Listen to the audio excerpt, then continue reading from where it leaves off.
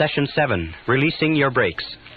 When I began studying negative emotions many years ago, the most critical point I discovered was that you cannot make any progress toward health, happiness, love, and fulfillment of your potential as long as you insist on keeping your negative emotions intact. Now, the only good thing about negative emotions, if there is any good thing at all, is that negative emotions are not permanent. Even according to Sigmund Freud, there is no permanent place for negative emotions in the subconscious. In other words, they are unwanted visitors. They are negative habits or negative response patterns that can be eliminated. And the starting point of eliminating them is understanding where they came from. Understanding what were the causative factors going back to early childhood that have triggered the development of negative emotions and have given us as adults a propensity to be negative in one way or another. That takes us to early childhood conditioning. Remember, we said before that the starting point of inhibitive and compulsive negative habit patterns was destructive criticism. Destructive criticism is the great destroyer. Destructive criticism destroys people on the inside and leaves them walking around on the outside. More personalities have been undermined and destroyed. More self-esteem has been cast aside as a result of destructive criticism than anything else that we can possibly imagine. So destructive criticism is the great killer. Now, why is it so bad? Well, we know that children as infants, children as they're growing up, have a tremendous need for love and approval from their parents. In fact, many psychiatrists and psychologists have said that the number one reason for mental illness in adulthood is withdrawal of love, or love withheld. We know that any prestigious person, any person who is important to a child, has an inordinate impact on that child, and that children up to the age of 6 years have very little ability to discriminate between valid and invalid criticism. What this means is that anything that a parent or an older sibling or an older relative, anything that a prestigious person or important person says to a child is accepted as true. It's accepted as a valid representation of reality. If a mother says you're a bad boy, if daddy says you're lazy, if someone says that you're not dependable, if someone says you're stupid or you're clumsy or you're ugly, the child has no capacity whatever to discriminate between valid and invalid. The child accepts that as a true representation of reality. It bypasses the conscious mind, goes straight into the subconscious, and is stored. Many of us as adults are still living on the basis of negative information that was programmed into us when we were children. And then as adults, what do we say? We say, well, that's just the way I am. Or, I've always been that way. Or some people even say, well, it runs in the family. Your father was like that, children are like that. Or your mother was like that, and so on. But where did it come from? None of these things run in the family. For instance, when I was growing up, my parents had gone through the Depression. And the Depression had made an inordinate impact on them. So whenever we talked about buying anything, all the time I was growing up, my parents would become very, very tense, and they said, we can't afford it. We can't afford it. We can't afford it. We can't afford it. They had this lack mentality, this we can't afford it mentality all their lives. And I grew up, so even though I've never experienced the Depression, and you've never experienced the Depression in most cases, 10, 20, 30, 40 years later, we're still saying, I can't afford it. I can't afford it. I can't afford it. We're still going on the basis of those critical remarks, those emotionalized remarks that our parents said. Maybe your parents said, as my father told me over and over again, you never finish anything you start. You never finish anything you start. You never finish anything you start. Or you're lazy. You never finish anything you start. You know, when I was an adult, I had a terrible time finishing things that I started. As I would get close to the end of a task, I would actually begin to seize up and look for every single excuse to procrastinate and delay. Now, the second factor that predisposes us to negative emotions is lack of love. We know that children's personalities develop to the degree to which they receive a high quality and a high quantity of love from their parents. There's a one-to-one relationship between the amount of love, the quality and quantity of love, and healthy personality. That love withdrawn or deprivation of love is the key cause of unhappiness, negativity, and mental illness in adulthood. Now, in order for a child to feel truly loved, the child must have high self-concept parents, and most of us, unfortunately, had parents that were the victims of their parents and the victims of their parents. What one of the writers says, everybody is a victim of a victim. We are all victims of victims. In other words, parents meant to raise us the best way they could, but they were victims of victims themselves. Now, in order for a child to feel fully loved, three conditions have to exist. Number one condition is that parents must love themselves. Parents must love themselves. Remember, you can never give any more love to others than you have for yourself. If you don't love yourself, you can't love your children. If you have a little bit of love for yourself, you have to spread it over your children. If you have a little bit of love for yourself and that's all taken up by your husband or your wife, then sometimes, even though you want to love your children, you don't have the love. Even if your parents wanted to love you, in many cases they didn't have the love to give. Why? It's because they never got it when they were growing up. The second requirement is that parents must love each other. In order for a child to grow up feeling self-confident, to grow up feeling loved, to grow up feeling safe and secure, he or she must grow up in an environment where the parents love each other. There is nothing that is more frightening to a child than to grow up in a household where the parents are fighting with each other, where the parents don't love each other, where there's difficulty, because the child always has a tendency, first of all, to be a victim, in that the child is shouted at and screamed at, and the child, it's pretty logical.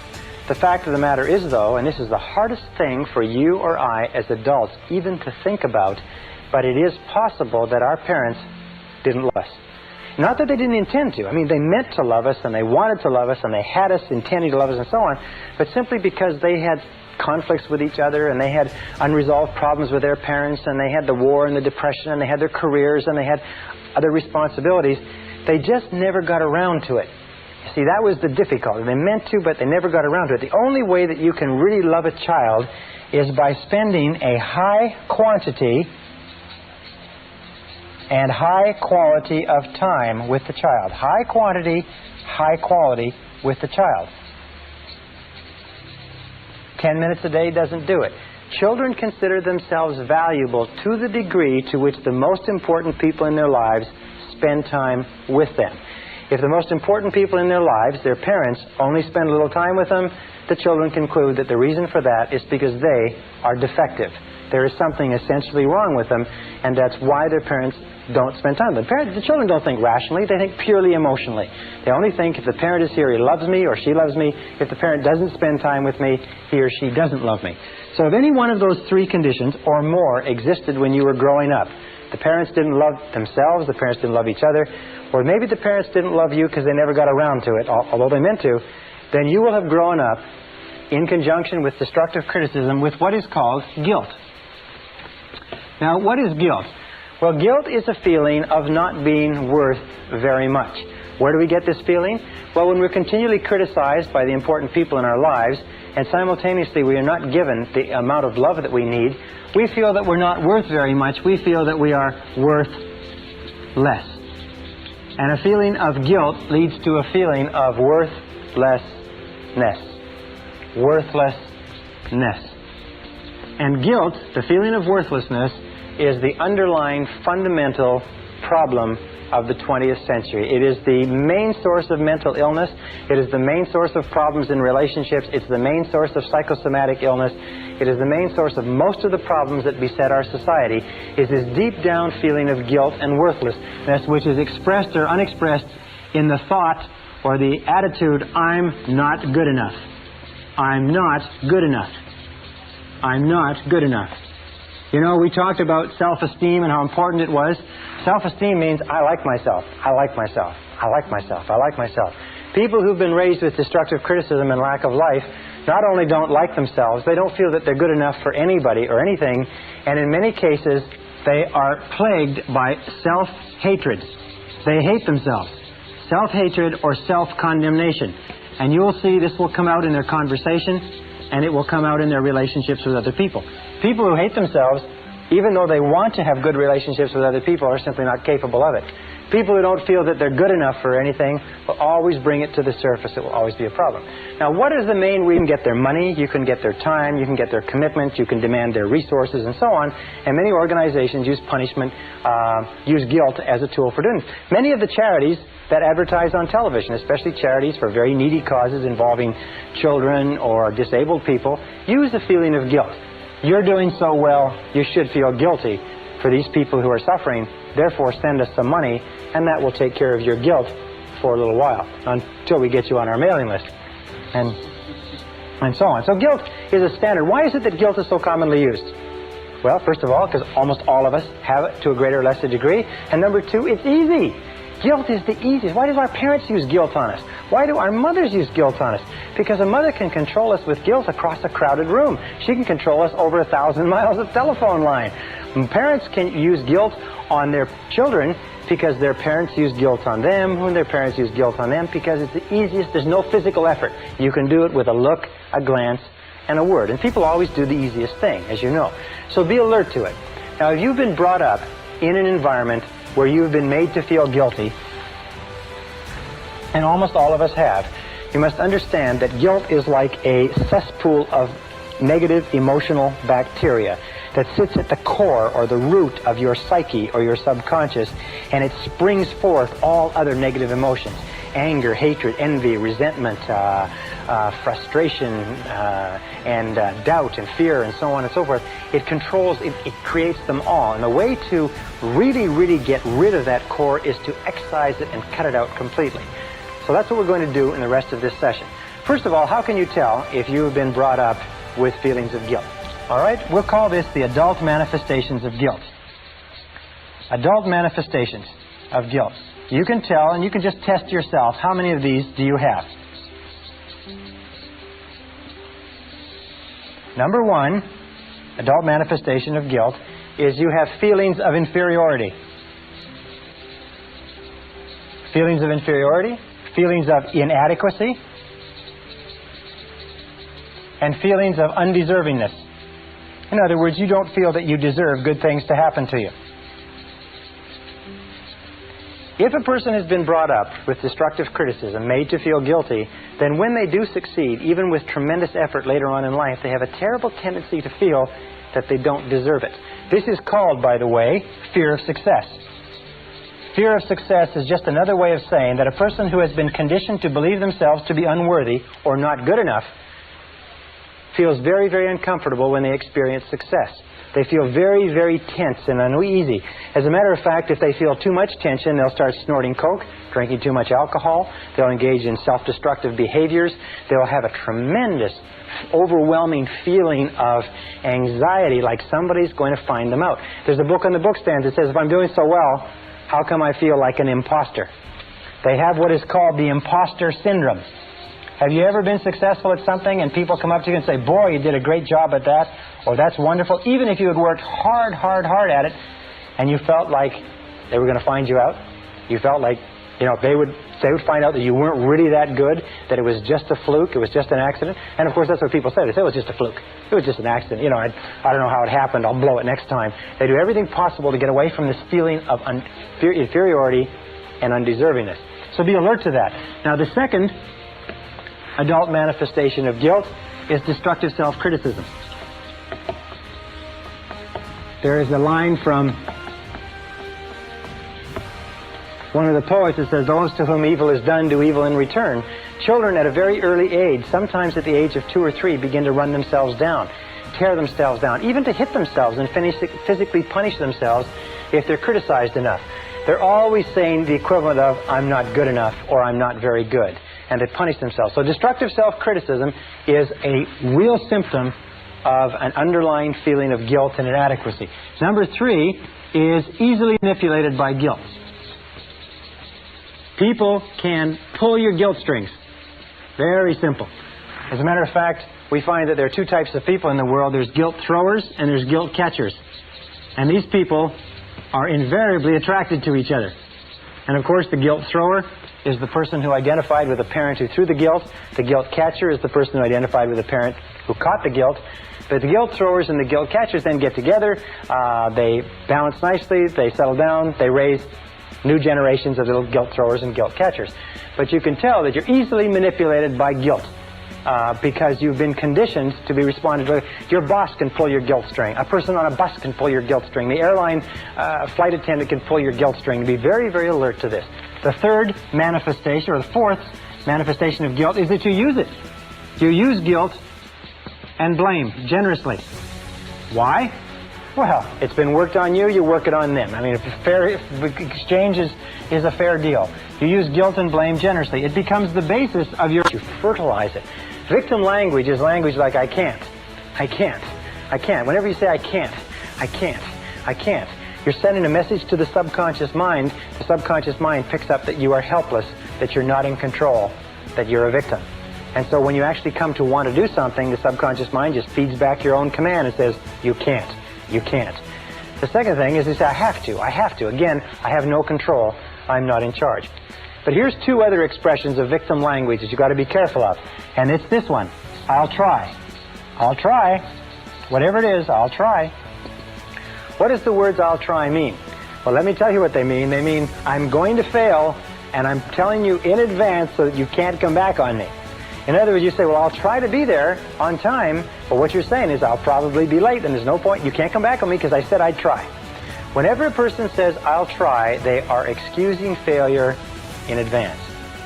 If you went to the doctor and the doctor did an examination and checked you all over and looked at you and came back and said, well, geez, you're in terrible condition. We're going to have to do triple bypass surgery and get you over to the hospital right now. I'm surprised you even made it in. And you say, well, geez, doctor, I sure hope you'll do a good job. And he says, I'll try. And he says, I'll try. He said, wait a second. Maybe I got to get a second opinion. You go to a lawyer. You're charged with something. You go to a lawyer and you present your case to the lawyer and say, look, will you defend me? He says, I'll try. What is he saying? He's saying, look, I've looked at the case, and from what I see, there's not much hope, but I'll take it on anyway. I'll try. And they're the ones that try to get you to pay in advance, too. Another set of words that you mustn't use. By the way, with regard to I'll try, what you do is you say, I'll do it or I won't do it, not I'll try. If ever, in our business, we run a very, very active business. Whenever we call somebody up and we ask them, can we get this or that, and they say, well, I'll try to have it to you by Friday, or I'll try to get it done on time, we instantly know that they're telling us that they want off the hook, they're not going to do it. And so we never let anybody get away with I'll try. We say it has to be done or not, and we want a guarantee. And if necessary, we'll go and pick it up. But whenever they say I'll try, what they're doing is they're sloughing you off. So be alert to that. And the other words are I wish. A wish, as they say, is a desire or a goal with no energy behind it. I wish. What does I wish mean? I wish means that I would like to have something, but I know I never can. When you say, I wish I could lose weight, what does it mean? The unspoken words are, but I know I can't. Why can't you? Because of the excuses that you have and the metabolism that you have and the problems and so on. There's always reasons because you have to go out and so on. I wish I could quit smoking. I wish I could get fit. I wish, I wish, I wish. Whenever you use the words I wish, you signal to the subconscious that this is something that you do not believe it's possible for you to achieve or acquire. The subconscious then completely discards it as a goal and gives you no energy, no motivation, no drive, no desire to accomplish it. So be very, very alert to victim language. Be alert to the expression, yes, but. Oh, I do it, yes, but. Oh, and to let go past grievances is the single most important determinant of whether or not you are a fully integrated, fully functioning adult human being. Because the tendency to blame and to hold grudges is a childlike, pathological tendency that is possessed by all people who are mentally ill. The ability to let go of grudges, to forgive freely, is the mark of the truly enlightened human being.